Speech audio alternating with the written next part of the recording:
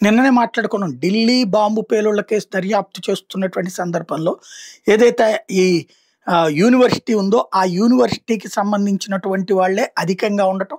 అక్కడ ఒక building 17 number building, 13 number రూమ్‌కి సంబంధించి అల్-ఫలాహ్ యూనివర్సిటీకి సంబంధించి ఇప్పుడు పెద్ద చర్చ జరుగుతుంటే, ఇప్పుడు అందులో ఒక మనిషి మిస్ అయ్యాడు.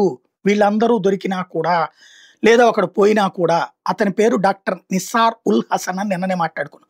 విశేషం ఏంటంటే ఇతను శ్రీనగర్‌లో ఇదివరకు ప్రొఫెసర్‌గా పనిచేశాడు. అసిస్టెంట్ ప్రొఫెసర్‌గా మెడిసిన్ ఎస్ఎంహెచ్ఎస్ హాస్పిటల్‌లో శ్రీనగర్‌లో మెడిసిన్‌కి సంబంధించిన దాంట్లో ప్రొఫెసర్‌గా పనిచేశాడు.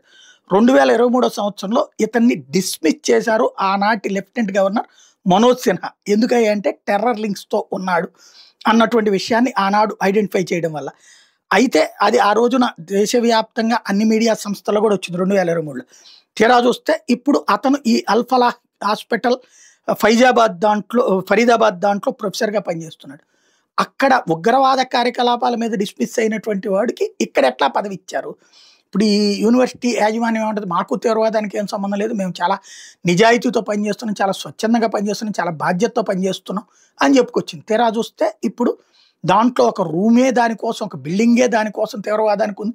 అక్కడే అనేక మంది తీవ్రవాదం వైపుకి వెళ్ళారు. 40% మంది కాశ్మీర్లు అక్కడే చదువుతున్నారు అన్నటువంటిది కూడా. అక్కడ చదువుతున్న వాళ్ళు 40% మంది కాశ్మీర్లో ఉన్నారు. పుల్వామా ఈ ప్రాంతానికి సంబంధించిన వాళ్ళు ఎక్కువ ఉన్నారన్నది కూడా తేలింది. ఇప్పుడు నాక్ ఏదైతే గుర్తింపు ఇచ్చినటువంటి సంస్థ ఉందో, యూనివర్సిటీలకు గుర్తింపు ఇచ్చేటటువంటి సంస్థ, ఇప్పుడు వాళ్ళకి లీగల్ నోటీస్ ఇచ్చింది. అసలు ఏ ప్రాతిపదికన మీరు వాళ్ళకి ఇచ్చినటువంటిది, నాక్ ఇచ్చిన ఇన్ఫర్మేషన్ ఒకటంటే ఇక్కడ జరిగింది మరొకటంట. ప్రొఫెసర్లకు సంబంధించిన ఇన్ఫర్మేషన్లో ఇతని పేరు లేదట, బట్ ఇతను పే మాత్రం చేస్తున్నారు. ఇప్పుడు ఆ విషయం మీద నాక్ ఇస్తే ఇంకో పక్కన ఈడీ ఎన్ఫోర్స్మెంట్ డైరెక్టర్ రంగంలోకి దిగింది. వీళ్ళకి విదేశీ నిధులు వస్తున్నాయి అన్నటువంటి దాని మీద.